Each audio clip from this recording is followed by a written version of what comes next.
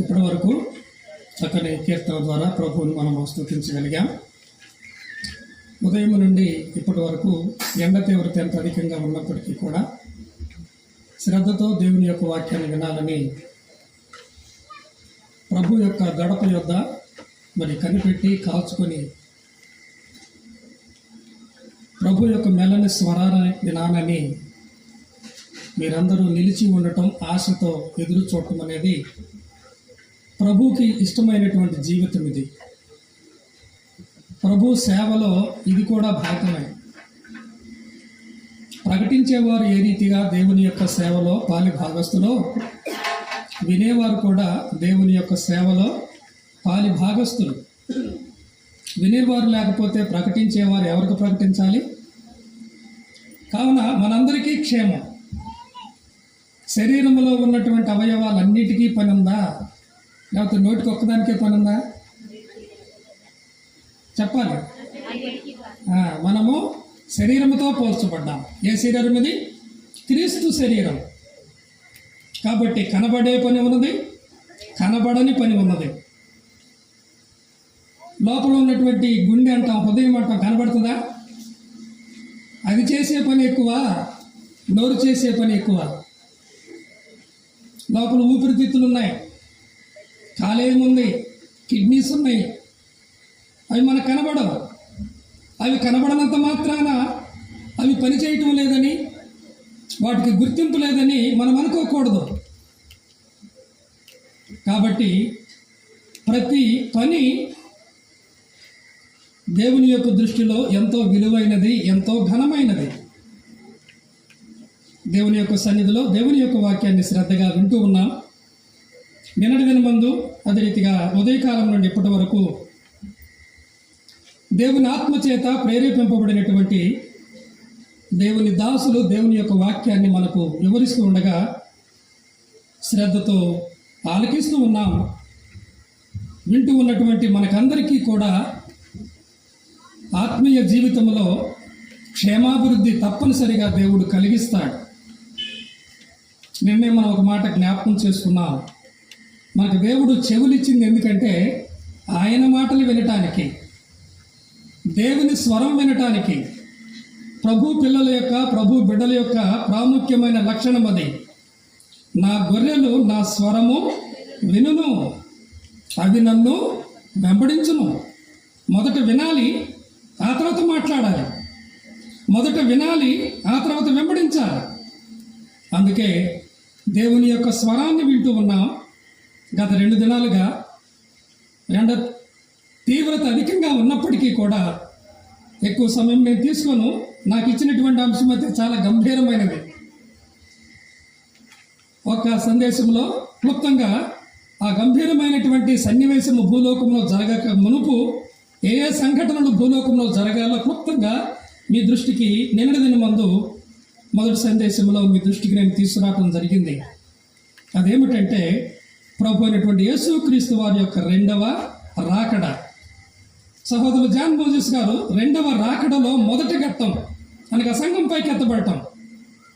ఇది లోకానికి తెలియదు విషయాలు. ఉదయం నుంచి మీరు వింటూ ఉన్నారు, నిన్నటి నుంచి మీరు వింటూ ఉన్నారు.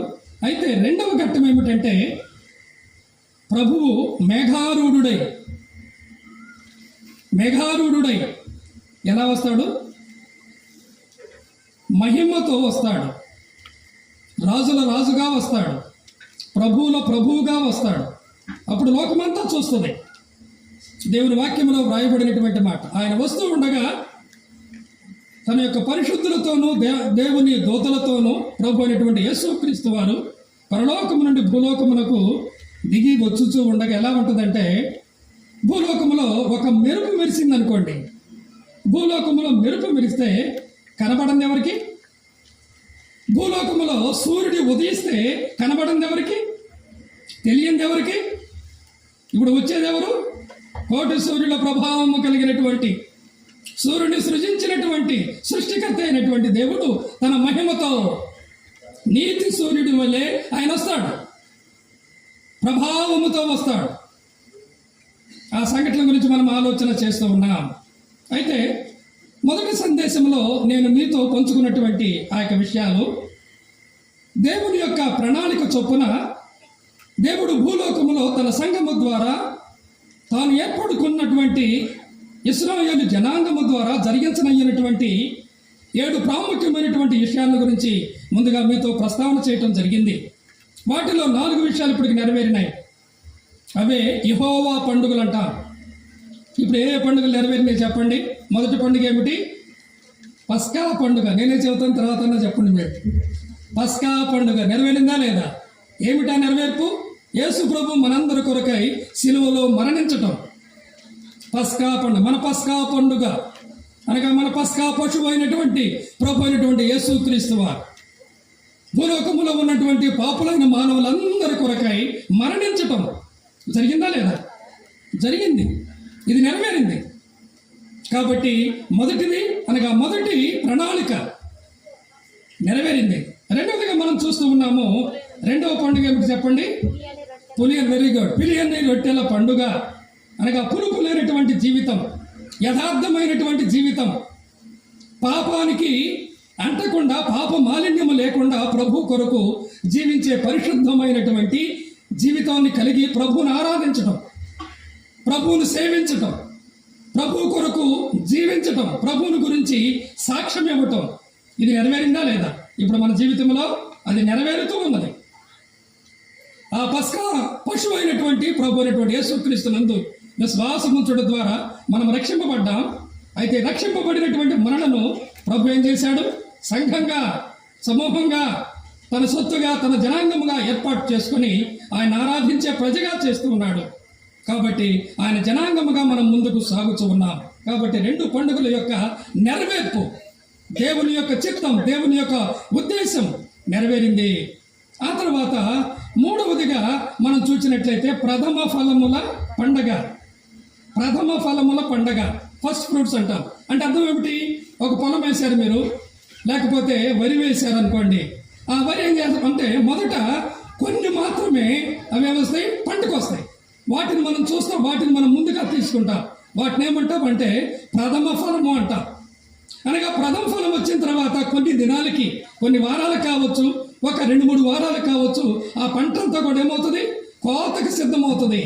కాబట్టి ముందుగా ఒక పన పరిపక్వం అవుతుంది, ఒక పన పండుతుంది. కాబట్టి ఎవరా పన? ప్రభు అయినటువంటి యేసుక్రీస్తు వారే. ప్రభు అయినటువంటి యేసుక్రీస్తు వారు ఆయన మన కొరకు మరణించడం మాత్రమే కాకుండా, సమాధి చేయబడటం మాత్రమే కాకుండా, తాను చెప్పినటువంటి రీతిగానే, పాత నిబంధనలో ప్రవచింపబడినటువంటి రీతిగానే దేవుడు తన యొక్క కార్యములను ఏ రీతిగా తన చిత్తానుసారంగా తగిన కాలమందు వాటిని జరిగిస్తూ ఉన్నాడో వాటిని మనం చూస్తూ ఉన్నాము. మరణించిన 3వ దినమందు ప్రభువు మృతిని జయించి గెలిచి లేచినటువంటి సజీవుడు, మృత్యుంజయుడు. ఇదేం తెలియజేస్తుంది? 3వ పండగ అయినటువంటి ప్రథమ ఫలముల పండుగ నెరవేరిందా లేదా? నెరవేరింది. ఇంక నెరవేర్చాల్సింది ఏముంది? అనగా ప్రథమ ఫలం వచ్చిందంటే ఇంకేముంది చెప్పండి? అసలు కోతంతా ఉంది, పంట అంతా ఉంది. ఏమిటా పంట? రక్షింపబడినటువంటి విశ్వాసులమైనటువంటి మనమే, నూతన నిబంధన సంఘానికి చెందినటువంటి, అనగా పెంతెకోస్తు దినము నుండి రక్షింపబడినటువంటి విశ్వాసుల సమూహం. కొందరు మరణించారు, కొందరు ప్రభువునందు నిద్రించారు, కొందరు సజీవులుగా ఉన్నారు.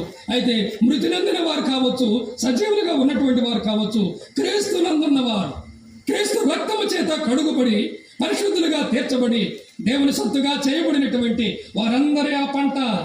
వారందరే ఆ పంట. ఎప్పుడు ఆ పంట కోయబడుతుంది? ఎప్పుడు ఆ పంట మరి దేవుడు తీసుకుని వెళ్తాడంటే, పంట పండిన తర్వాత రైతు ఇంట్లోనే అట్లనే కూర్చుంటాడా? ఏం చేస్తాడు రైతు? ఆ పంట ఎప్పుడు కోయటానికి సిద్ధంగా ఉంటుందని తన పరికరాలన్నీ కూడా, తన యొక్క సేవకులందరినీ కూడా ఆయన ఏం చేసుకుంటాడు? సిద్ధం చేసుకుంటుంటాడు. అదే రీతిగా ప్రభు మన రాకడ కొరకై సిద్ధమవుతూ ఉన్నాడు. అనగా మనను తన యొద్దకు తీసుకొని వెళ్ళుట కొరకాయ. మన ప్రియులు జాన్ మోసెస్ గారు ఆ విషయాన్ని మరి మీతో పంచుకుంటూ ఉన్న దాన్ని ఏమంటాము? సంఘము పైకెత్తబడుట. అనగా చదువుకున్నటువంటి బిడ్డలు కూడా చాలా మంది ఉన్నారు కాబట్టి కొన్ని ఇంగ్లీష్ పదాలు కూడా నేర్చుకుంటే మంచిది. దాన్ని ఇంగ్లీష్లో ఏమంటారంటే ఒకే ఒక మాట, ర్యాప్చర్.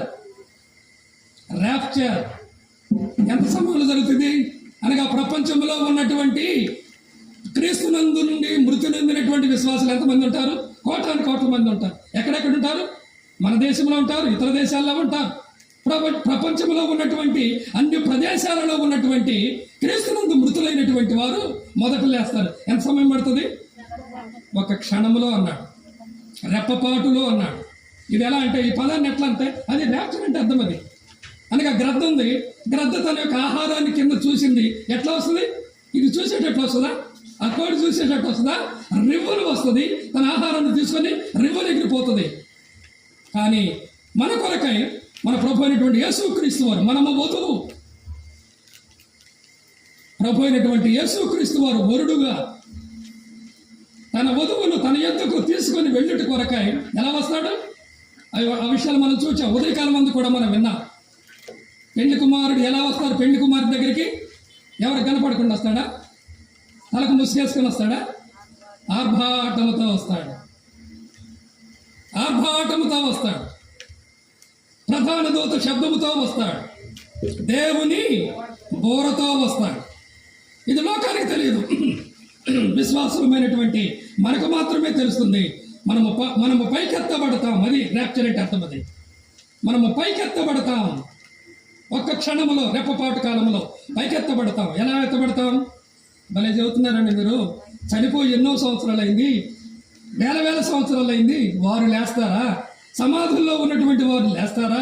శరీరం ఎప్పుడో చీకిపోయింది కదా, కుళ్ళిపోయింది కదా, మట్టిలో కలిసిపోయింది కదా, లేస్తారా అంటే అపోస్తులైనటువంటి పౌలు దాని గురించి అంటున్నాడు. ఓ అవివేకి, ఒకవేళ అనుమానం ఉందా? అనుమానం ఉందా? అవివేకి, భూమిలో ఒక విత్తనం వేశావు, భూమిలో ఒక విత్తనం వేశావు, అంతేగా. రక్షింపబడినటువంటి విశ్వాసులమైనటువంటి మనలను, మనకంటే ముందుగా ఈ లోకాన్ని దాటి వెళ్ళినటువంటి వారిని మనం ఏం చేస్తున్నాం? వారు క్రీస్తునందు నిద్రిస్తూ ఉన్నారు. మరణం అనేది నిద్రతో పోల్చబడింది కాబట్టి వారిని మనం ఏం చేస్తున్నాం? ఒక విత్తనాన్ని పాతి పెట్టినటువంటి రీతిగా వారిని సమాధి చేస్తూ ఉన్నాం. కాబట్టి విత్తనం అక్కడ జీవం ఉన్నది, ఆత్మ దేవుని యొద్దకు వెళ్ళింది. కానీ ఈ శరీరం కూడా దేవుడిది. ఇప్పుడే మీరు విన్నారు, దేవుడు మన యొక్క ప్రాణాన్ని కొన్నాడు, మన ఆత్మను కొన్నాడు, మన దేహాన్ని కూడా వదిలిపెడతాడు ఆయన దేహాన్ని. కాబట్టి శూన్యములో నుండి సమస్తమును సృజించిన సృష్టికర్త అయినటువంటి దేవునికి అసాధ్యమేముంది? ఇది అవిశ్వాసం వేసే ప్రశ్న. అయితే దేవుని వాక్యములో ఉన్నటువంటి జవాబును మనం చూడాలి. కాబట్టి రెప్పపాటులో సమాధులన్నీ కూడా తెరవబడతాయి. సమాధులన్నీ తెరవబడతాయి. ప్రపంచంలో ఉన్నటువంటి క్రీస్తునందుండి మృతులైనటువంటి వారి సమాధులన్నీ కూడా తెరవబడి వారు శరీరముగా ఏర్పాటు చేయబడి వారు మహిమ శరీరాన్ని ధరించుకొని మేఘమండలము మీదకి వారు కొనిపోబడుదురు. మహిమ శరీరాలతో మేఘమండలం మీదకి మొదట వారు కొనిపోబడుదురు. ఆ మీదట సజీవులమై నిలిచి ఉండటం మనము. అప్పుడు మనకు మరణం ఉండదు. మరణాన్ని అనుభవించకుండానే మార్పు చెంది మహిమ శరీరంతో మధ్యాకాశం అని కాదు కానీ మేఘమండలం మీద ప్రభువును మనం ఎదుర్కొంటాం. అనగా వధువును వరుడైనటువంటి యేసుక్రీస్తు వారు తాను మరి తన యొద్దకు తీసుకునే కొరకై ఆయన ఎదురు చూస్తూ ఉండగా మనము ఆయన సంతరించుట కొరకై, ఆయన ఎదుర్కొనుట కొరకై మనం వెళతామనేటువంటి విషయాలు మనం. కాబట్టి ఇప్పుడు ఎన్ని నెలవేరి చెప్పండి? 4 నెలవేరినాయి. తర్వాత ఇంకా ఎన్ని నెలవేరు చెప్పండి? తర్వాత బోరల పండుగ. బోరలు అంటే ఏంటి? ట్రంపెట్స్. బోరల పండుగ అనగా ఇప్పుడు శాపాన్ని బట్టి ప్రభు అయినటువంటి యేసుక్రీస్తు వారిని సిలువలో అప్పగించినటువంటి కారణాన ఇశ్రాయేలు మీద శాపం ఉన్నది. వారు అన్నారు కదా, వారు ఎవరిని కోరుకున్నారు? పిలాతు అంటున్నాడు, ఇదిగో మీ రాజు అంటే ఈయన మాకు రాజు కాదు, కైసరే మాకు రాజు. మరి ఇప్పుడు ఎవరిని కోరుకుంటారు? ఈ రాజుని మీరు కోరుకుంటారా లేక బరబ్బాను కోరుకుంటారంటే బరబ్బాను కోరుకున్నారు. నిరపరాధ రక్తమును మరణానికి అప్పగించి ఇశ్రాయేలు జనాంగం అంతా కూడా ఇప్పుడు ఎక్కడుందో చెప్పండి, శాపంలో ఉండి ప్రపంచమంతటా కూడా ఇప్పుడు వారు ఏమయ్యారు? చెల్లిపోయారండి. మన దేశంలో కూడా ఉన్నారు యూదులు. కానీ యేసు ప్రభువుని ఇప్పటి వరకు వారు అంగీకరించరు. కానీ ఒక దినం ఉన్నది, ఈ 4 పండుగలు అయిపోయినాయి. 5వ పండుగ జరగదా? 6వ పండుగ జరగదా? 7వ పండుగ జరగదా? మన నిరీక్షణ అదే. మనం పైకెత్తబడమా? తప్పనిసరిగా తగిన కాలం మందు దేవుడు వస్తాడు. ఆయన వచ్చినప్పుడు సంఘం పైకెత్తబడుతుంది.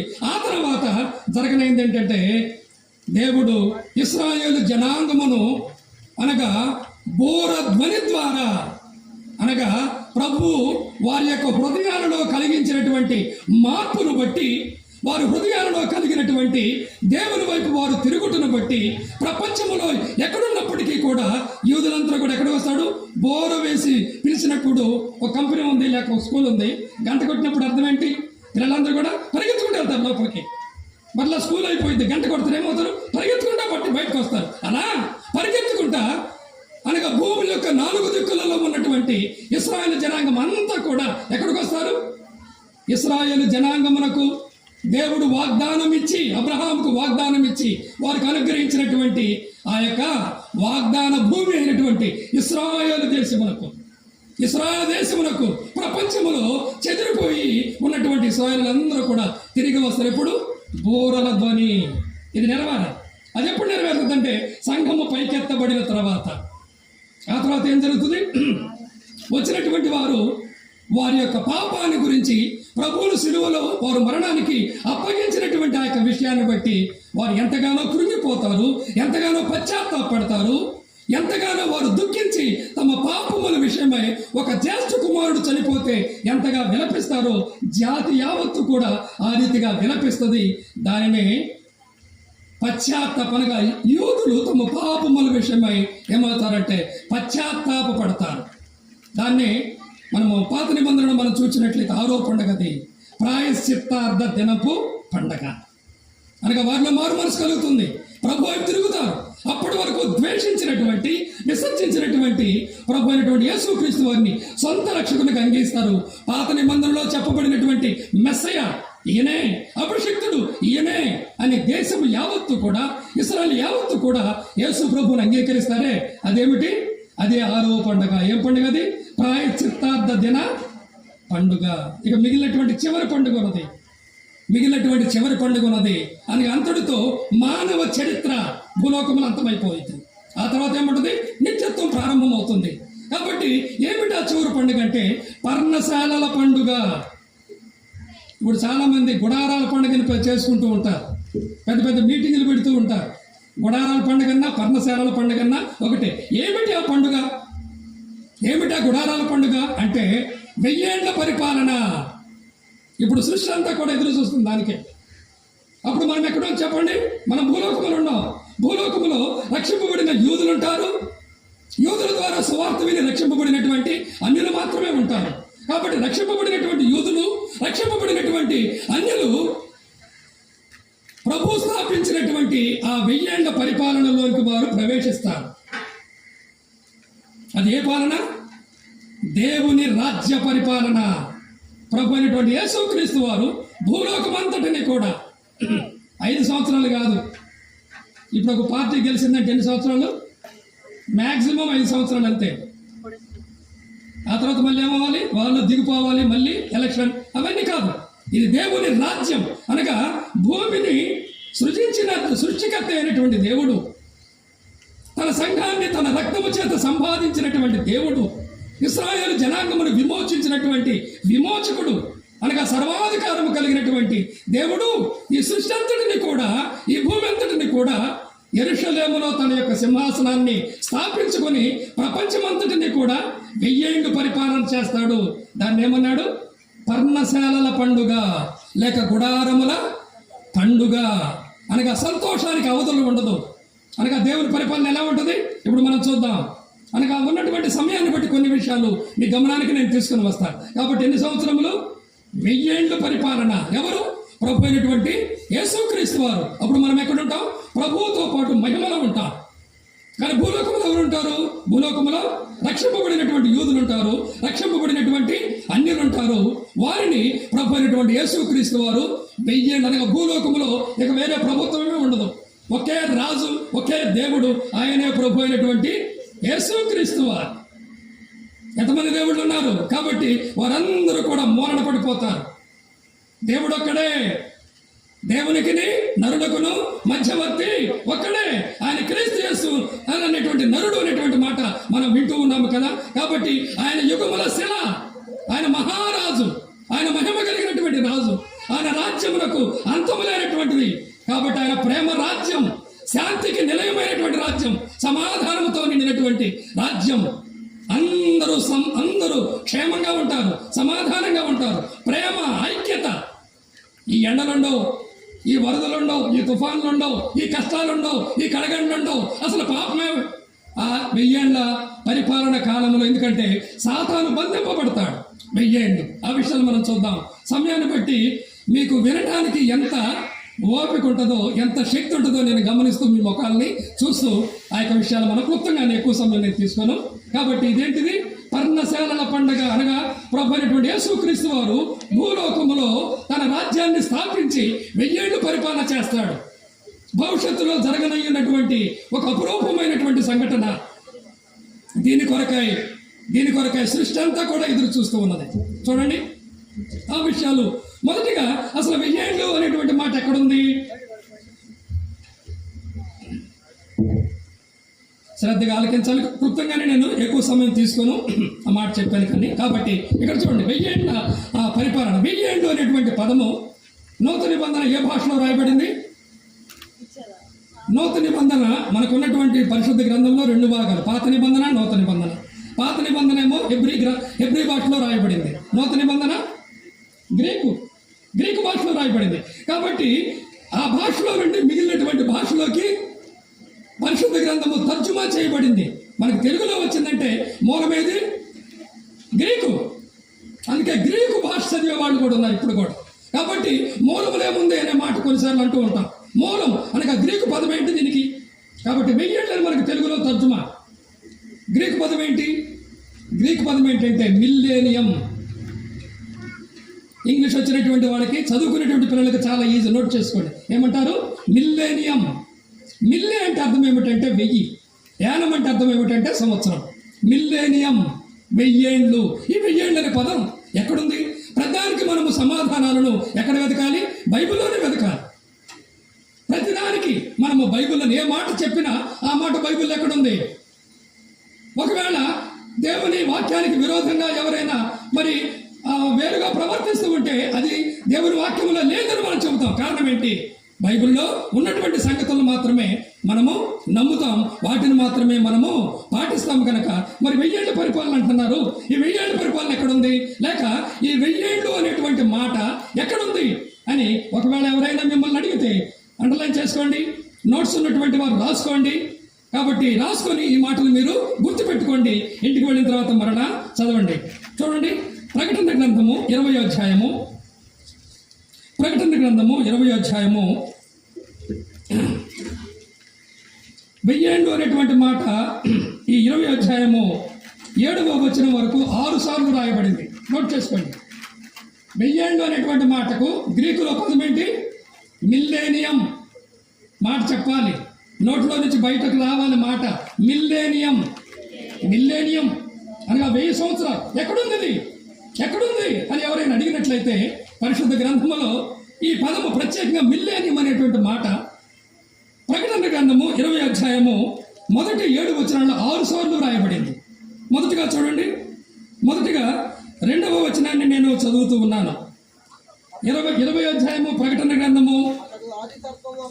అతడు ఆది సర్పమును అనగా అపవాదియు సాతానును అను ఆ ఘట సర్పమును పట్టుకొని 1000 సంవత్సరములు వారిని బంధించి. ఇక్కడ 1000 సంవత్సరాలు వచ్చిందా లేదా? అదే మిల్లేనియం. ఎక్కడుంది ఇది? ప్రకటన గ్రంథము 20వ అధ్యాయము 2వ వచనం నా బైబిల్లో ఉంది. మీ బైబిల్ ఉందా లేదా? అండర్లైన్ చేసుకోండి, నోట్ చేసుకోండి. కాబట్టి మొదటిగా ఏం చేస్తాడు? ఈ 1000 ఏళ్ళ పరిపాలన స్థాపించక మునుపు దేవుడు ఏం చేస్తాడు తెలుసా? ఇప్పుడు ప్రపంచాన్ని అంతటిని కూడా మనుషులందరినీ కూడా మోసం చేస్తుంది ఎవరు?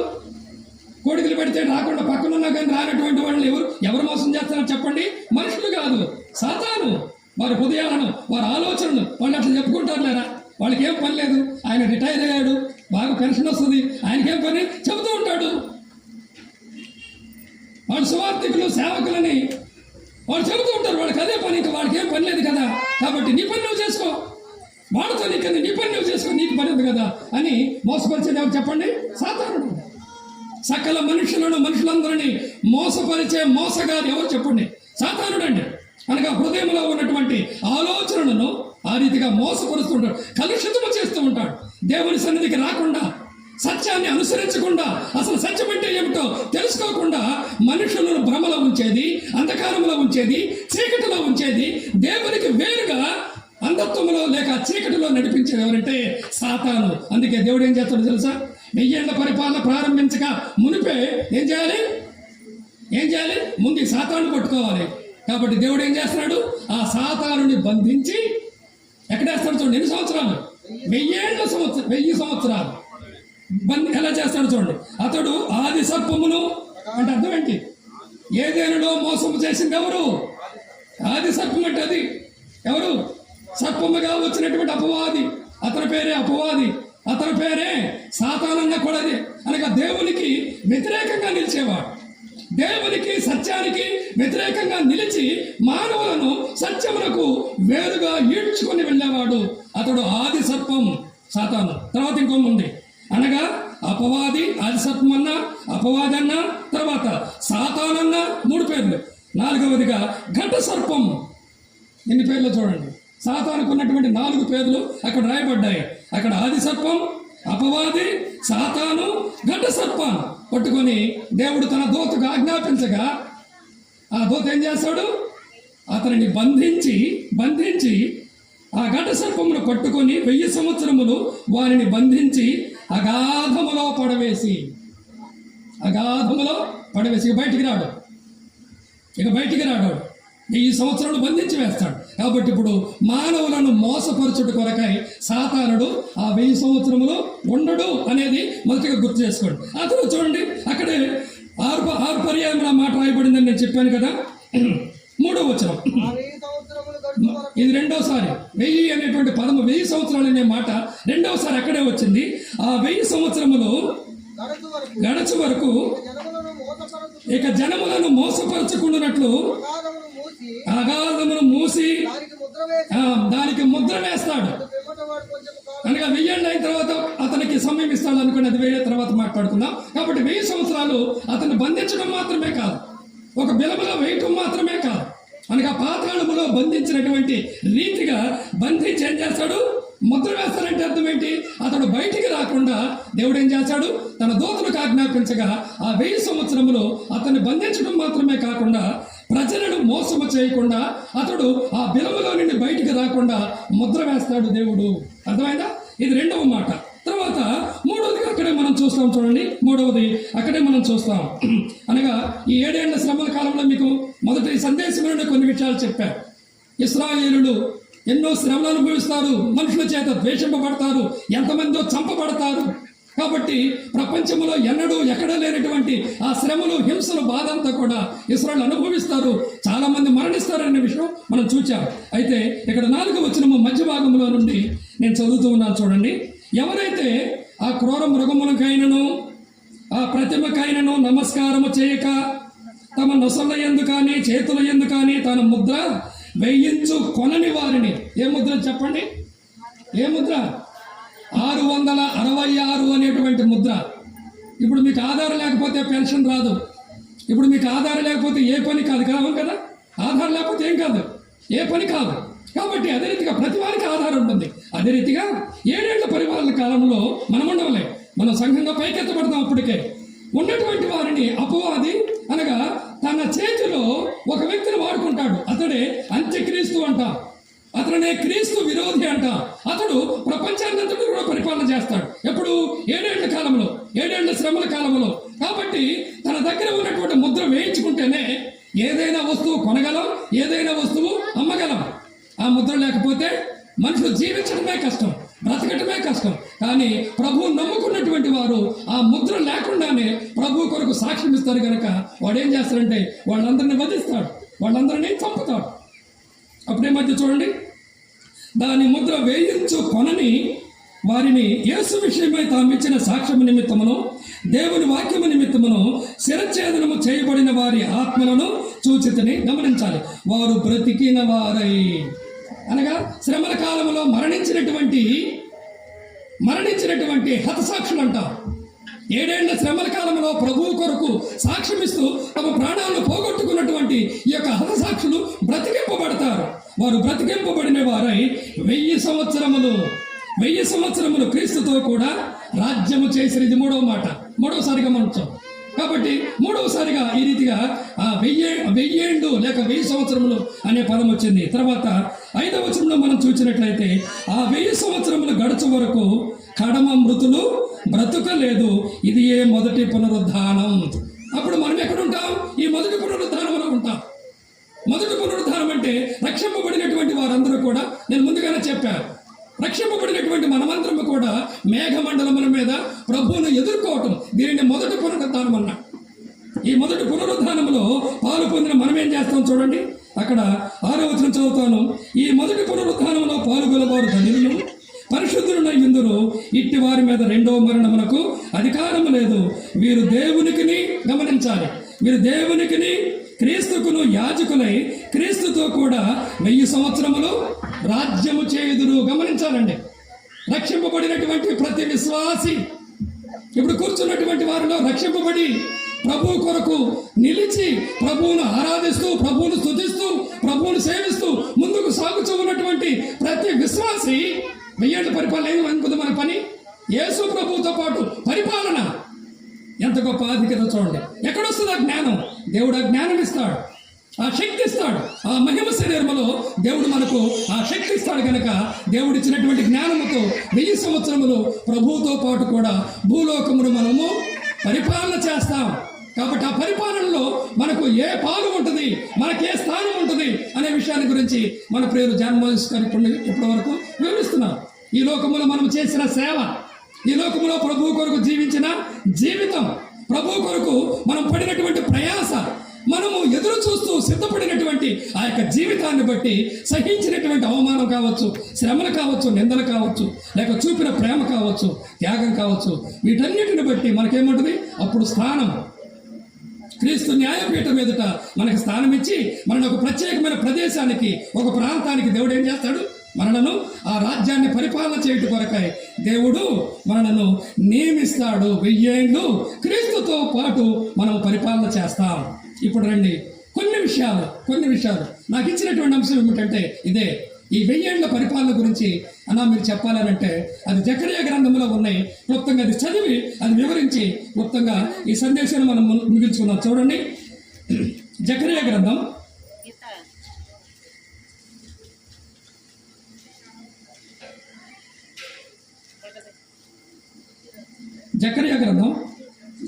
14వ అధ్యాయం. జకరియా గ్రంథం 14వ అధ్యాయము 4వ వచనాన్ని నేను చదువుతూ ఉన్నాను. దయచేసి మలాకీ గ్రంథానికి ముందున్నటువంటి గ్రంథం, ఆ జకరియా గ్రంథంలో 14 అధ్యాయాలు ఉన్నాయి. చివరి అధ్యాయం 14వ అధ్యాయము. మనము 3 వచనాల వరకు మనం చూచాం కనుక ఇప్పుడు 4వ వచనాన్ని నేను చదువుతూ ఉన్నాను. జకరియా గ్రంథం 14వ అధ్యాయము 4వ వచనం. ఆ దినమున యెరూషలేము ఎదుట తూర్పు తట్టునున్న ఒలీవ కొండ మీద ఆయన పాదములు ఉంచగా. ఇది యేసు ప్రభు యొక్క రెండవ రాకడ. ఎలా వస్తాడు? సంఘం కొరకు వస్తాడు, సంఘం పైకెత్తబడుతుంది. ఇప్పుడు అది కాదు సరిగ్గా సంగతి. ఆయన భూలోకమును పరిపాలించుట కొరకై రాజుగా వస్తాడు. గమనించండి, ఆయన జన్మించింది ఎక్కడ? బెత్లెహేం. పెరిగింది ఎక్కడ? నజరేతు. సిలువ వేయబడింది ఎక్కడ? యెరూషలేము. ఇది చారిత్రక సంఘటనలండి, చరిత్రలో ఉన్నటువంటి చారిత్రక సత్యాలు ఇవి. ఇది ఒక మానవుడు ఊహించినవి కాదు. అదే రీతిగా ప్రభు యొక్క రెండవ రాకడ కూడా ఎక్కడ ఆయన కాలు మోపుతాడో, రాజుగా ప్రభు అయినటువంటి యేసుక్రీస్తు వారు భూలోకానికి మొదటగా తన కాలు ఎక్కడ పెడతాడు? మొదటి రాకడలో ఒక శిశువుగా జన్మించాడు. బెత్లెహేములో కన్యక గర్భమును జన్మించాడు. పరిశుద్ధుడుగా జన్మించాడు. అనుగ్రహించాడు. అది మొదటి రాకడ. రెండవ రాకడలో రాజుల రాజుగా, ప్రభువులు ప్రభువుగా ఆయన పరలోకములో నుండి మహిమతో ప్రభావంతో తన దూతలతోనూ పరిశుద్ధులతోనూ ఆయన దిగి వస్తూ ఉన్నప్పుడు ఆయన ఎక్కడ కాలం మోపుతాడు? ఇక్కడ రాయబడినటువంటి మాట అనగా ఇశ్రాయేలు దేశంలో యెరూషలేము ఉన్నది, యెరూషలేమునకు సమీపముగా ఒలీవల కొండ ఉన్నది. గమనిస్తూ ఉన్నారా? ఇది ఉందా లేదా? ఇప్పుడు కూడా ఉంది. ఆయన ఒలీవల కొండకు వెళ్ళి ఆ రాత్రంతయు ప్రార్థించారని మనం చూస్తాం. గెత్సెమనేటువంటి వనముకు వెళ్ళి యేసు ప్రభు ప్రార్థించినట్లుగా మనం మొదటి రాకడలో మనం చూస్తాం. ఆ గెత్సెమనేటువంటి వనం, అక్కడ ఉన్నటువంటి ఆ కొండే ఒలీవల కొండ. యేసు ప్రభు ఒలీవల కొండ మీద ఎక్కి ఆయన ప్రసంగం చేశాడు. కాబట్టి ఆ ఒలీవల కొండ మీదకి ప్రభు అయినటువంటి యేసు క్రీస్తు వారు ఏం చేస్తాడట? మొదటగా భూలోకానికి వచ్చే ముందు తన యొక్క కాలు ఆ యొక్క ఒలీవల కొండ మీద మోపుతాడు. అప్పుడు ఏం జరిగింది చూడండి. అనగా ప్రభు యొక్క రాకడ మొదటి రాకడలో అద్భుతం, రెండవ రాకడలో కూడా అద్భుతమే. మొదటి రాకడలో నశిస్తూ ఉన్నటువంటి మానవుని రక్షించి, నరకము నుండి తప్పించి పరలోక రాజ్యంలో చేర్చి, సంఘాన్ని స్థాపించి తనకు సాక్ష్యం ఇచ్చినట్లు, తనను సేవించినట్లు సంఘాన్ని ఏర్పాటు చేసినటువంటి ప్రభు అయినటువంటి యేసుక్రీస్తు వారు రెండవ రాకడలో తన రాజ్యాన్ని స్థాపించడం కొరకై ఆయన వచ్చినప్పుడు ఆయన మొదటిగా తన యొక్క కాలు మోపేది ఎక్కడట? ఒలీవల కొండ మీద. ఎక్కడుంది? ఇశ్రాయేలు దేశంలో యెరూషలేమునకు సమీపముగా ఉన్నటువంటి ఆ యొక్క ఒలీవల కొండ మీద కాలు మోపినప్పుడు ఏమైందో చూడండి. ఒలీవల కొండ మీద పాదములుంచగా ఒలీవ కొండ తూర్పు తట్టుకును పడమటి తట్టుకును నడిమికి విడిపోతుందట. కొండ ఎట్టుందనుకోండి, యేసు ప్రభు ఎక్కడైతే కాలు పెట్టాడో, కాలు పెట్టినప్పుడు ఆ కొండ ఏమవుతుందట? తూర్పెట్టు, ఇటు తూర్పు, తర్వాత ఇటు పడమర ఒక పెద్ద లోయ ఏర్పడుతుందట. ఎందుకు? ప్రభువు జరిగించే ప్రతి అద్భుతానికి ఒక ప్రత్యేకమైన కారణం ఉంది, ఒక ప్రత్యేకమైన ఉద్దేశం ఉంది. కానా అనేటువంటి వివాహ విషయంలో యేసు ప్రభు నీటిని ద్రాక్షారసముగా మార్చడంలో ఉద్దేశం ఉన్నది. ద్రాక్షారసం అయిపోయింది, వారు కోరుతూ ఉన్నారు ద్రాక్షారసం కావాలని, అందువల్ల అద్భుతం చేశాడు. కాబట్టి ప్రతి అద్భుతము వెనుక ప్రభు యొక్క చిత్తం ఉన్నది, ఆయన ఉద్దేశం ఉన్నది. ఆ రీతిగా ఆయన అద్భుతములు జరిగించినవాడు. ఇప్పుడు ఎందుకు ఈ కొండ ఈ రీతిగా జరిగిపోయింది? సగమేమో తూర్పు దిక్కుకి, సగమేమో పడమటి దిక్కుకి అనగా తొలగిపోతే ఏమైంది? మధ్య లోయ ఏర్పడింది.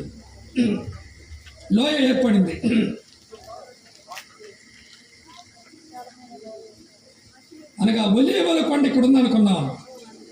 ఒలీవల కొండకు ఉత్తర దిక్కున ఏముంటుందంటే యెరూషలేము ఉంటుంది. గమనించాలండి, దీనికి ఉత్తర దిక్కున ఏముంటుంది? యెరూషలేము. ఇప్పుడు యెరూషలేములో ఏం జరుగుతుంది? గమనించాలండి. ఎందుకు?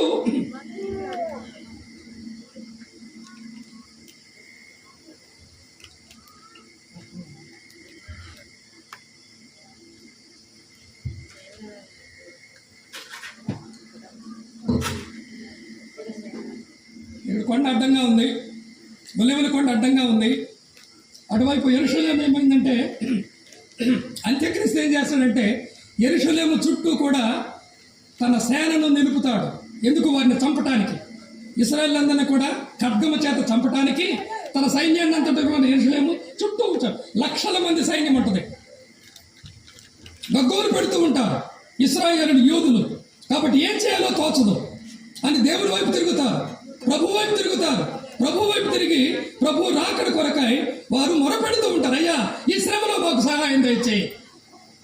యెరూషలేము చుట్టూ కూడా సైన్యము మోహరించి ఉన్నది. మేము, మా కుటుంబం, మా బిడ్డలు నాశనం అయిపోతూ ఉన్నాం. ఈ నాశనం నుండి మమ్మల్ని తప్పించమని ఇశ్రాయేలుడు ప్రార్థన చేయగా దేవుడు జరిగిస్తూ ఉన్నటువంటి అద్భుతము. ఏం చేయాలి? దేవుడు ఏం చేస్తాడు? అందుకే ఈ కొండను 2 భాగాలుగా చేస్తాడు. ఈ తూర్పుకి పడమరికి ఈ యొక్క కొండ విభజించబడినప్పుడు మధ్య పెద్ద లోయ ఏర్పడుతుంది.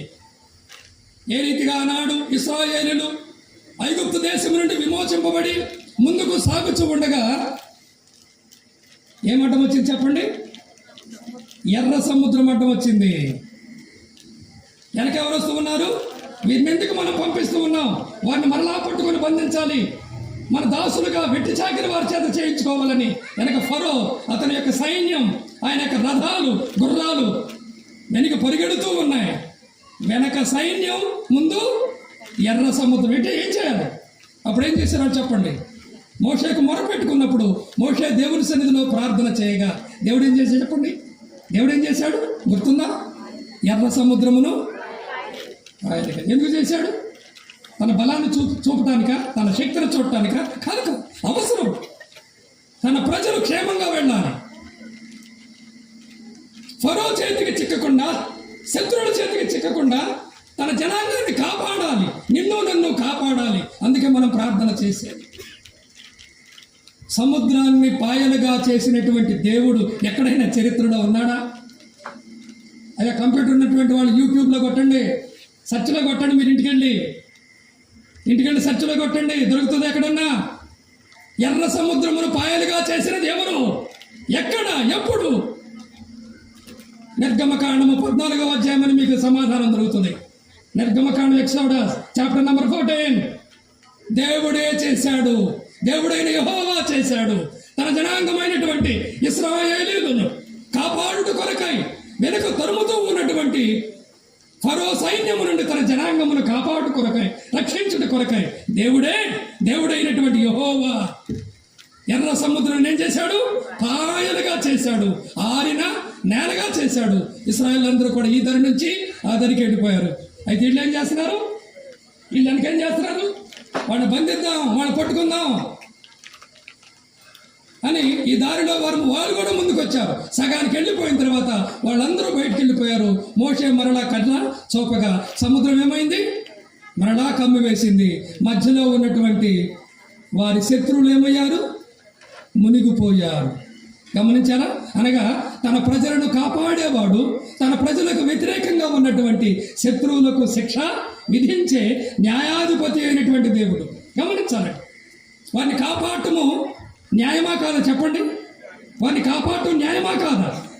వారిని అంతగా హింసిస్తూ వారిని తరిమి పట్టుకుని మరలా దాసులుగా చేసుకొని వెళ్ళాలని వస్తూ ఉన్నటువంటి ఆ సైన్యాన్ని శిక్షించడము న్యాయమా కాదా? న్యాయమే. పాపానికి న్యాయమైనటువంటి శిక్ష విధించే న్యాయాధిపతి అయినటువంటి దేవుడు. కాబట్టి ఈ ఏర్పడినటువంటి యొక్క లోయలో ఏమవుతారు? ఇశ్రాయేలు జనాంగం అంతా కూడా ఇప్పుడు వారిని తప్పించుకొని ఈ రీతిగా రావటం కొరకై ప్రభువైన యేసుక్రీస్తు వారు పరలోకములో నుండి భూమి మీదకి వచ్చి ఒలీవల కొండ మీద తన కాలు మోపుతాడు. అది 7 ఏళ్ల శ్రమల కాలమునకు చివరి దినం. అది నోట్ చేసుకోండి. 7 ఏళ్ల శ్రమల కాలానికి అదే చివరి దినం. అప్పుడు యేసు ప్రభువుతో యుద్ధం చేయడానికి, గమనిస్తూ ఉన్నారా? యేసు ప్రభువుతో యుద్ధం చేయడానికి క్రీస్తు విరోధి ఏం చేస్తాడంటే ప్రపంచంలో ఉన్న రాజులందరినీ కూడా ఏకం చేస్తాడు. ప్రపంచంలో ఉన్నటువంటి రాజులందరినీ కూడా ఏకం చేస్తాడు. ఇప్పుడు ప్రపంచంలో అందరి దాడి దేని మీద? ప్రపంచంలో అందరి దాడి దేని మీద? ఇశ్రాయేల్ దేశం చిన్నది. ప్రపంచ పట్టణంలో చూస్తే ఇశ్రాయేల్ దేశం చిన్నది. ఇశ్రాయేల్ దేశం చుట్టూ దానికి బలమైనటువంటి శత్రువులు ఎంతో మంది ఉన్నారు. ఎవరూ ఏమీ చేయలేకపోతున్నారు. కారణం ఏంటో తెలుసా? అది దేవుని యొక్క వాగ్దానము చేసినటువంటి, దేవుడు వారికి అనుగ్రహించినటువంటి వాగ్దాన భూమి. దేవుని యొక్క కనుదృష్టి ఎల్లవేళలా ఆ చిన్న దేశమైనప్పటికీ కూడా ఇశ్రాయేలు మీద దేవుడు తన యొక్క దృష్టిని నిలిపాడు కనుక ఈనాటి వరకు ప్రపంచ చరిత్రలో ఎవడు ఎన్నడూ ఇశ్రాయేలు జనాంగాన్ని ఓడించిన దాఖలాలు లేవండి. ఇది కూడా సెర్చ్ చేయండి. మీరు సెర్చ్కి వెళ్ళి దీన్ని కూడా మీరు సెర్చ్ చేయండి. ఒక చిన్న దేశం, దాని చుట్టూ ఏమున్నాయి? బలమైనటువంటి రాజ్యాలు ఉన్నాయి. కానీ ఎవరి వర్ణాకాల ఈ మధ్యనే మీరు చూశారో లేదు, మీడియాలో కొన్నిసార్లు వస్తూ ఉంటాయి. ఇతర దేశాలకు చెందినటువంటి వారు ఈ దేశం మీదకి రాకెట్స్ ప్రయోగిస్తూ ఉంటే ఆ రాకెట్ అనేది వీరి భూమి మీద పడక మునిపే వీళ్ళకి ఎంత టెక్నాలజీ చూడండి. ఆకాశంలో ఉన్నటువంటి ఆ రాకెట్ని వీళ్ళు ఎక్కడుండి ఏం చేస్తారు? ధ్వంసము చేయగలిగినటువంటి జ్ఞానం, ధ్వంసము చేయగలిగినటువంటి శక్తి ఇశ్రాయేలు జనాంగమునకు దేవుడు.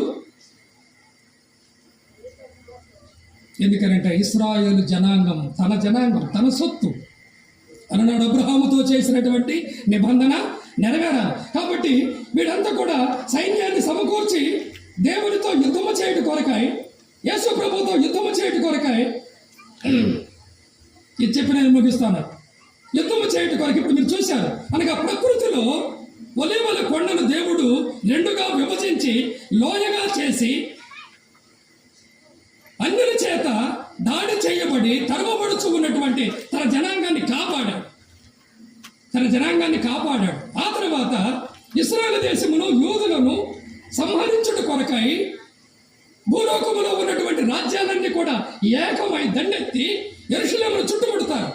అంత మాత్రమే కాకుండా వారు యుద్ధము చేయట కొరకై యెరూషలేములో లేక ఇశ్రాయేలు దేశంలో నేటికి కూడా ఉన్నటువంటి ఒక ప్రదేశం ఉన్నది. ఆ ప్రదేశం ఏమిటంటే అర్మగెద్దోన్. చూడండి ప్రకటన గ్రంథం ప్రకటన గ్రంథం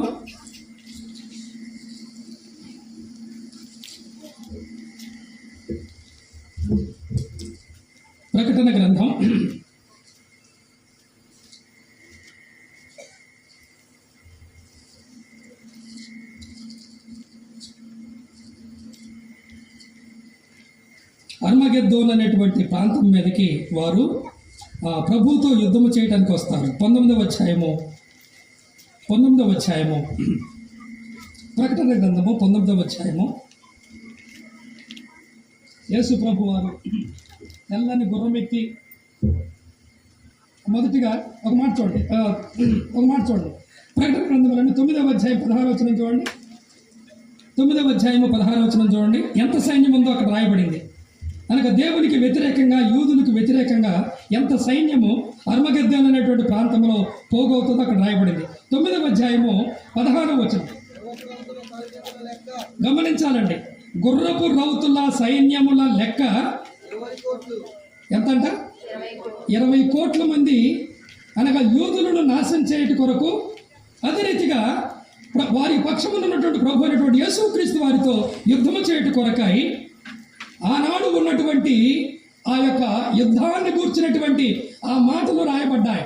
ఇప్పుడెక్కడున్నాయండి యుద్ధాలు, లేక ఇప్పుడెక్కడున్నాయండి రౌతులు లేక గుర్రాలంటే ఆనాటి భాష అది. కాబట్టి ఈనాడు యుద్ధము ఏ రీతిగా జరుగుతూ ఉన్నదో ఆ రీతిగా సైన్యం ఎంతంట అక్కడ మనం చూసినట్లయితే 20 కోట్ల మంది. వారి లెక్క ఇంత అని నేను వింటిని అనేటువంటి మాట మనం చూస్తాం. కాబట్టి వీళ్ళు ఎక్కడి నుంచి వస్తారంటే ప్రపంచంలో నలుదిక్కుల నుంచి వారు వస్తారు. చూడండి ఒక మాట చూడండి. 16వ అధ్యాయం 12వ వచనం.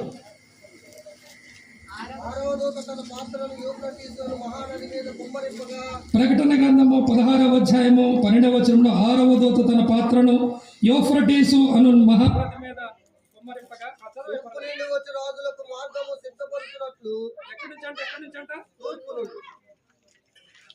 ఇశ్రాయేలుకు తూర్పున ఏ దేశాలు ఉన్నాయి? బలమైనటువంటి దేశాలు. ఇశ్రాయేలుకు తూర్పున ఉన్నటువంటి దేశాలు చైనా దేశం, భారతదేశం. బలమైన దేశాలు అనగా మన భారతదేశం నుండి మన చైనా దేశం నుండి ఎంతమంది వెళ్తారంట? 20 కోట్ల మంది వెళ్తుంటే వాళ్ళు సైన్యంగా వాళ్ళు వెళుతూ ఉన్నప్పుడు వారికి అడ్డం ఏముందట? ఏమి నది ఉంది? యూఫ్రటీస్ అనేటువంటి నది. మీరు చెక్ చేయండి, మ్యాప్ చూస్తే మీకు అర్థమైంది. మ్యాప్ చూస్తే మీకు ఒలీవల కూడా దొరుకుతుంది, మ్యాప్ చూస్తే మీకు యెరూషలేము దొరుకుతుంది, మ్యాప్ చూస్తే మీకు ఈ యూఫ్రటీస్ అనేటువంటి నది దొరుకుతుంది. కాబట్టి 20 కోట్ల మంది సైన్యం వెళ్ళటానికి ఎవడేం చేస్తాడు? యూఫ్రటీస్ నదిని ఏం చేస్తాడట? ఎండ చేస్తాడనగా ఆ నీరంతా కూడా ఎండిపోతుంది. ఈ సైన్యం అంతా కూడా వెళ్ళి ఎక్కడ మోహరిస్తుంది? సైన్యం అనేది ఒక చోట యుద్ధం చేయాలిగా. అది సరే నేను ముగిస్తాను. ఆ సైన్యం ఒక చోటుకు వెళ్ళి యుద్ధం చేయాలి కదా. ఆ ప్లేస్ ఏంటి? ఆ ప్లేస్ మనం చూద్దాం. ప్రకటన గ్రంథము 16వ అధ్యాయము. ప్రకటన గ్రంథము 16వ అధ్యాయము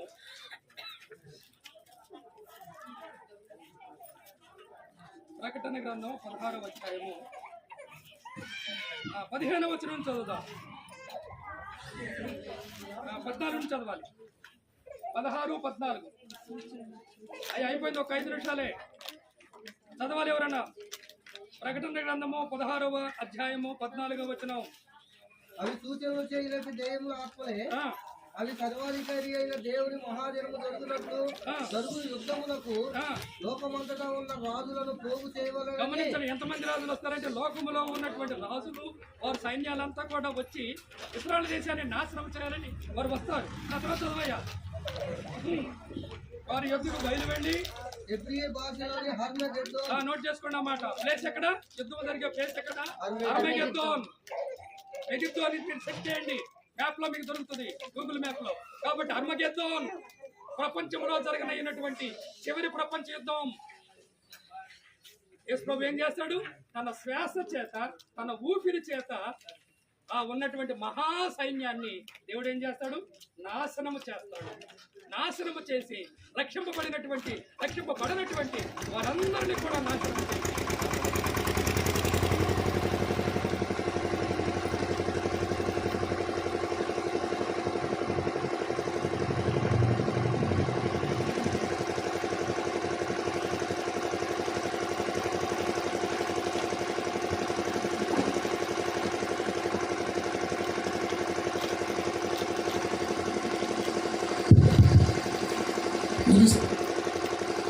కావున ప్రపంచంలో జరగనయ్యున్నటువంటి చివరి ప్రపంచ యుద్ధం ఎక్కడ జరుగుతుంది చెప్పండి? హర్మగెద్దోన్. ఎక్కడుంది? రిఫరెన్స్ ఎక్కడుంది? ప్రకటన గ్రంథము 16వ అధ్యాయము 16వ వచనంలో రాయబడిన మాట. ఎవరెవరికి యుద్ధం? ప్రపంచంలో ఉన్నటువంటి రాజులందరూ ఒక పక్షాన, యేసు ప్రభు తర్వాత యేసు ప్రభు యొక్క పక్షాన ఉన్నటువంటి ఇశ్రాయేలుడు ఒక పక్షాన ఉండగా విజయం ఎవరిది? అక్కడే మనం చూసి ఇంటికి వెళ్ళిన తర్వాత మీరు కింద చదవండి. తన నోటి శ్వాస చేత యేసు ప్రభు ఏం చేస్తాడు? ఏం చెప్పలేదు. ఆయన నోటి శ్వాస చేత, ఊపిరి చేత అన్నాడు. ఊపిరి చేత మనిషిని సృజించాడు. ఊపిరి చేతనే మనిషిని నాశనము చేయగలిగినటువంటి శక్తి కలిగిన దేవుడు. ఎందుకు? దేవునికి వ్యతిరేకంగా వాళ్ళు కారు మోపారు, మెడమ ఎత్తారు. దేవుడిస్తూ ఉన్నటువంటి తరుణాలన్నిటినీ కూడా వారు తృణీకరించి దేవునికి వ్యతిరేకంగా నిలిచారు కనుక న్యాయాధిపతి అయినటువంటి దేవుడు ఆ చివరి ప్రపంచ యుద్ధంలో వారందరినీ హతము చేస్తాడు. అప్పటికే ఒక రాజు పట్టాభిషేకం కావాలంటే ఏం చేయాలి చెప్పండి? ఒక రాజుకు పట్టాభిషేకం చేయాలంటే ఏం చేయాలి? మొదట ఆ రాజ్యములకు వ్యతిరేకంగా ఉన్న శత్రువులందరినీ కూడా బంధించాలి, ఓడించాలి. అంతేనా? కాబట్టి భూలోకంలో ఉన్నటువంటి రాజులందరినీ కూడా ఓడిస్తాడు, తర్వాత అందరినీ కూడా సంహరిస్తాడు. అంతకు మునిపే మోసపరిచే సాతానుని ఏం చేశాడు? 1000 సంవత్సరాలు బంధించాడు. ఇప్పుడు అంత్యక్రీస్తు ఉన్నాడు కదా, అది ఒకటి చదివి ముగిస్తా. అంత్యక్రీస్తు అతనికి సహకరించే ఒక అబద్ధ ప్రవక్తలు ఉంటారు, ఇద్దరు ఉంటారు. వారిద్దరిని కూడా దేవుడు ఏం చేస్తాడంటే వారిని ప్రాణముతోనే పట్టుకొని, వారిని చంపడు, వారిని ప్రాణముతోనే పట్టుకొని, అనగా వీరందరినీ మోసం చేసింది వీళ్ళిద్దరే, ఈ యుద్ధానికి సిద్ధం చేసింది వీళ్ళిద్దరే. కాబట్టి ఎవరు వారు? అక్కడ అంత్యక్రీస్తు అనగా క్రీస్తు విరోధి, తర్వాత ఆ అబద్ధ ప్రవక్త, వారిరువురిని పట్టుకొని దేవుడు ఏం చేస్తాడంటే వారిని అగ్నిగుండములో వేస్తాడు. ఎట్లా? జీవముతోనే. ఆ మాట చదివి నేను ముగిస్తాను. ఈ మాట చదివి నేను ముగిస్తాను. ప్రకటన గ్రంథము 19వ అధ్యాయము.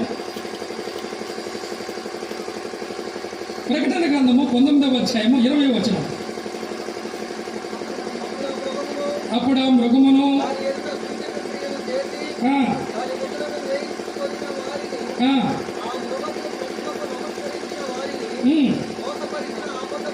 కాబట్టి మృగం అంటేనేమో అంత్యక్రీస్తు లేక క్రీస్తు విరోధి, అతనికి సహకరిస్తూ ఉన్నటువంటి అబద్ధ ప్రవర్తన. మీరిద్దరిని పట్టుకొని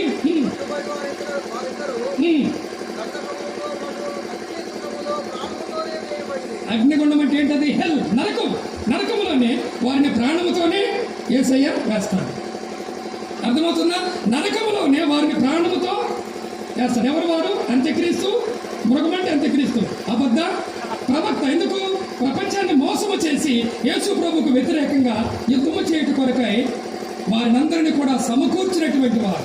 నరకములో సజీవులుగా ప్రాణముతో వేయబడినటువంటి ఇద్దరు వ్యక్తులు ఉన్నారు. ఎవరు? అబద్ధ ప్రవక్త, క్రీస్తు విరోధి. అట్లనే పరలోకానికి నేరుగా వెళ్ళినటువంటి ఇద్దరు వ్యక్తులు ఉన్నారు. ఎవరు వారు? హనోకు. పరలోకానికి నేరుగా వెళ్ళినటువంటి ఇద్దరు వ్యక్తులు ఉన్నారు. అదే రీతిగా దేవునికి వ్యతిరేకంగా నిలిచి ప్రాణముతోనే మొట్టమొదటిసారిగా నరకములో వేయబడినటువంటి ఇద్దరు వ్యక్తులు. కాబట్టి ఇప్పుడు శత్రు సంహారం జరిగింది. అందువలన ఇప్పుడు యేసు ప్రభువు ఏం చేస్తాడు? యెరూషలేమును కేంద్రంగా చేసుకొని యెరూషలేములో తన సింహాసనాన్ని స్థాపించి ప్రపంచమంతటిని కూడా 1000 ఏళ్ళు పరిపాలన చేస్తాడు. ఎలా ఉంటుంది యేసయ్య పరిపాలన? ఎలా ఉంటుంది? ఆకలి ఉండదు, యుద్ధాలుండవు, రాజులందరూ సరిపోతారు కదా, ఇక ప్రభుత్వాలు ఏముండవు, ఒకటే ప్రభుత్వం, ఒకటే రాజు, యేసయ్యే రాజు. ప్రపంచమంతటా కూడా సమాధానం, సంతోషం, నెమ్మది, మనుషుల మధ్య పగ, ద్వేషం ఏది అంతా లేదు. ఎందుకంటే రక్షింపబడిన వారే ఉంటారు కనుక శాంతి, సమాధానం. ప్రకృతిలో కూడా ఎంతో మార్పు, అనగా ఎక్కడ చూసినా వర్షాలే, ఎక్కడ చూసినా పచ్చిక బీళ్లే, పచ్చిక బయళ్ళే. కాబట్టి ప్రకృతి అంతా కూడా ఉల్లసిస్తూ ఉంటుంది. అనగా పాపము ద్వారా వచ్చినటువంటి శాపాన్ని దేవుడు ఏం చేస్తాడు? సంపూర్ణంగా తీసివేస్తాడు. సింహంలో, ఎలుగుబంటిలో ఏముండదట? క్రూరత్వం ఉండదు. పిల్లలు ఆడుకుంటారట, నాకు సమయం లేదు చెప్పడానికి. కాబట్టి అనగా జంతువుల్లో కూడా క్రూరత్వం పోరుతుంది. కాబట్టి అరణ్యము, అడవులు లేక ఈ లోకంలో ఉన్నటువంటి ప్రకృతి వైపరీత్యాలు ఉన్నాయే, ఆకలి చావులు అలాంటివన్నీ కూడా ఇక ఉండనే ఉండవు. సస్యశ్యామం ఎక్కడ? ప్రపంచమంతా సంతోషం, ప్రేమ, సంతోషం, సమాధానం, నెమ్మది కలిగినటువంటి ఆ మహారాజ్యం, ఆ మహారాజు స్థాపిస్తాడు. అప్పుడు మనం ఎక్కడుంటాం? భూలోకములు ఉండవు, ప్రభువుతో పాటు మహిమలో ఉంటాం. భూలోకమంతా కూడా యేసయ్య ఆ రీతిగా పరిపాలన చేస్తాడు. ఇది భవిష్యత్తులో జరగనైనటువంటి పర్ణశాల పండుగల యొక్క నిజ స్వరూపం. కాబట్టి ప్రభు చిత్తమైతే మరలా ఎప్పుడైనా వచ్చినప్పుడు ఆ మిగిలినటువంటి విషయాలు మీతో పంచుకుంటాను. సమయం అయింది కనుక ఇంతటితో ఈ సందేశాన్ని ముగిస్తూ ప్రార్థన చేస్తూ ఉన్నాను. ప్రార్థన. జీవాధిపతి అయిన మా తండ్రి, మహిమగల నీ నామమునకు స్తోత్రాలు చెల్లిస్తూ ఉన్నాం. జకర్యా గ్రంథము 14వ అధ్యాయంలో మా ప్రభువా, భూలోకమునకు నీవు మహారాజుగా, రాజుల రాజుగా, ప్రభువుగా నీ గొప్ప పరివారముతో, పరిశుద్ధులతో, దేవదూతులతో దిగివచ్చినప్పుడు మొదటిగా నీవు కాలు పెట్టేది ఒలీవల కొండ మీద. ఒలీవల కొండ మీద నీ కాలు మోపగా ఏ రీతిగా కొండ విభజింపబడుతుందో, ఇశ్రాయేలు తప్పింపబడి రక్షింపబడి ఆ తర్వాత ఇశ్రాయేలుకు వ్యతిరేకంగా ఉన్నటువంటి మా తండ్రి ప్రపంచంలో ఉన్నటువంటి యొక్క సైన్యాన్ని, రాజులను, అధికారులను నీ నోటి శ్వాస చేత ఏ రీతిగా నీ ఓడిస్తావో, సంహరిస్తావో, ప్రాణముతోనే అబద్ధ ప్రవక్తను, ఆ క్రూర మృగాన్ని ఆ నరకములో వేస్తావు. ఆ తర్వాత 1000 ఏళ్ల పరిపాలన నీవే రీతిగా స్థాపిస్తావు. ఆ విషయాలన్నీ మా గమనానికి నీవు తీసుకుని వచ్చినందుకు నీకు స్తోత్రాలు చెల్లిస్తూ ఈ చివరి దినమందు ఉదయకాలము, మధ్యాహ్న కాలము ప్రభా నీ వాక్యాన్ని ఈ రీతిగా ప్రకటించుట కొరకై నీవు చూపినటువంటి నీ కృపకై నీకు వందనాలు చెల్లిస్తూ వాక్యం విన్నటువంటి ప్రతి వారిని మీరు జ్ఞాపకం చేసుకుని దీవించమని, మీరు అక్కడి కొరకు సిద్ధపరచమని, మా ఎదుట మీరు ఇచ్చినటువంటి శుభప్రదమైన ఈ నిరీక్షణ బట్టి మీకు స్తోత్రాలు. మేము దీనికి విశ్వాసం ఉంచిన వారు విశ్వసించినట్లు మీరు కృపను పాలించమని, సాయంత్రపు చివరి సువార్త కూడి కొరకై మీరు మమ్మల్ని సిద్ధపరచమని మా ప్రభువైన యేసుక్రీస్తు పరిశుద్ధ నామమున స్తుతులు చెల్లించి ప్రార్థన చేయుచున్నాము తండ్రి. ఆమేన్. అందరికీ వందనాలు. చార్లు వచ్చి ప్రయత్నం చేస్తాడు.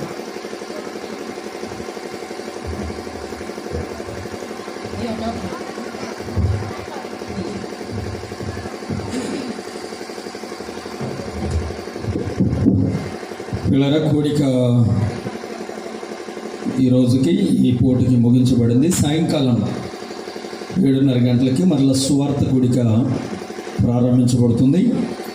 ఆదివారం రాత్రితో, ఆదివారం నైట్, సోమవారం నైట్ నుంచి ప్రారంభించబడిన ఈ కూడికల్లో 3 దేవుని దాసులు, వారికి ఇచ్చిన ఆ టైటిల్స్ చాలా చక్కగా ఉంది. ఒకరేమో సంఘములో ఏది నిజమైన ఆరాధన, ఎలా ఆరాధించాలనేది. రెండో ఆయనేమో ప్రభు రాకడ కొరకు ఎలా సిద్ధపడాలి అని. షడ్రక్ గారేమో రెండవ రాకడ ఏ విధంగా ఉంటుంది అని చెప్పేసి జ్ఞాపకం చేసిన ఈ అంశాలను మన హృదయాల్లో ఉంచుకుందాం. ఒక మాట ఏమిటంటే, సత్యము లేని చోట ఉండబాకండి, సత్యము ఉన్న చోట విడిచిపెట్టబాకండి. ఎక్కడికి పడితే అక్కడికి తిరిగి చివరికి పరలోకి వెళ్ళినప్పుడు మీరు ఎక్కడి నుంచి వచ్చారో నాకు తెలియదు అనే వరుసలో మనం ఉండకూడదు. ఒకసారి రక్షించబడిన తర్వాత, సత్యంలో ఉన్న తర్వాత ఆ కట్టె ఆ సంఘములో నుంచి వెళ్ళాలి. అప్పుడే మనం పరలోక రాజ్యంలో ప్రభు సన్నిధిలో నిలబడగలము. మంచిది. చాలా ఓపికగా ఎండైనా కూర్చొని శ్రద్ధగా వాక్యం విన్నా మీ అందరికీ వందనాలండి. సాయంకాలం 7:30కి సిద్ధపడదాం. ఇంకా ఈ కూడికలో రక్షణ పొందనోళ్ళు ఉంటే కనుక ముందుకు రండి. ఎలాగున్నా రక్షించబడి పరలోక రాజ్యం కొరకు సిద్ధపడాలో ఆ విషయాలు చెప్పి మీ కొరకు ప్రార్థన చేస్తారు. చిన్న ప్రార్థన. దయాళుడైన తండ్రి, మీకు స్తోత్రాలు. మీ దాసులను 2 దినాలుగా 3 దినాలుగా నిలిపి మీరు అందిస్తున్న వర్తమానాలను బట్టి స్తోత్రాలు, వందనాలు చెల్లిస్తూ ఉన్నాం. రాత్రికి ఇంకా ఎక్కువ మంది ప్రజలు వచ్చినట్లుగా, సువార్త, స్పష్టమైన సువార్త అందించబడినట్లుగా కృప దయచేయమని, సంఘాన్ని దీవించండి, సంఘ సరిహద్దులను విశాలపరచమని, మా తండ్రైన ఉదయం నుంచి ఇప్పటి వరకు మీ సన్నిధిలో కూర్చొని మీ మాటలు విన్న మీ బిడ్డలందరినీ, కుటుంబాలను మీరు దీవించమని, వారి ఆరోగ్యాల విషయంలో కూడా కృప చూపమని, సాయంకాలానికి సిద్ధపరచమని మా ప్రభువును మీ ప్రియకుమారుడైన యేసుక్రీస్తు నామమును బట్టి స్తోత్రాలు చెల్లించి ప్రార్థన చేసి వేడుకుంటున్నాం పరలోకపు తండ్రి. ఆమేన్. కోడిక ముగించబడింది.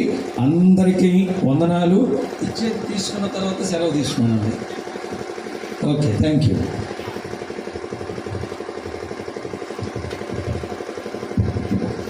ప్రభునందు ప్రియ సహోదర సహోదరుల సేవకులు వచ్చి నన్ను కలవండి. సేవకులు పెద్దలు కలవకుండా వెళ్ళొద్దు.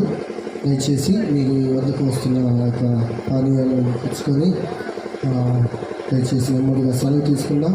ఈ 2 దినాల పరిచర్యలో ఆయా సంఘాల నుండి పాల్గొన్న ప్రతి ఒక్కరికి కూడా ప్రేమపూర్వకమైన వందనాలు తెలియజేస్తున్నాం. పోలూరు సంఘం నుండి నిన్నటి దినాన ఈ దినాన శ్రమ అనుకోకుండా, ఎండ అనుకోకుండా సహోదరులు ఆంటీ వారు వచ్చారు. వారందరికీ ప్రేమపూర్వకమైన వందనాలు. అలాగే పోలూరులో రాంబాబు వాళ్ళు వచ్చారు. అలాగే పోలూరు సంఘం పోలూరులో చేరడం వల్ల, అలాగే పోలూరు స్థానిక సంఘం నిన్నటి దినాన కొంతమంది సేవకులు హాజరయ్యారు. పచ్చూరు, అలాగే స్వర్ణ, ఆయా ప్రాంతాల నుండి, నాగులపాలెం ప్రాంతాల నుండి అందరికీ కూడా ప్రేమ వందనాలు తెలియజేస్తున్నాం. సాయంకాలం కూడికి కూడా అందరూ కూడి వచ్చి వాక్యం విని ఆత్మీయ మేలును పొందండి. మీ ఇంటికాడ ఉన్న వాళ్ళని కూడా తీసుకొని రండి. సువార్త వినబడుతుండగా విని మీ ఇంటిలో ఇంకా ఎవరైనా రక్షణ పొందని వారుంటే రక్షణ పొందటానికి ఇదే ఈ రాత్రి కాల సమయంలోనే మనకు చివరి కూడిక. రేపు కూడికలు ఉండవు కాబట్టి గమనించి అందరినీ తీసుకొని రండి. ఎవరు వీరికి వెళ్ళద్దు.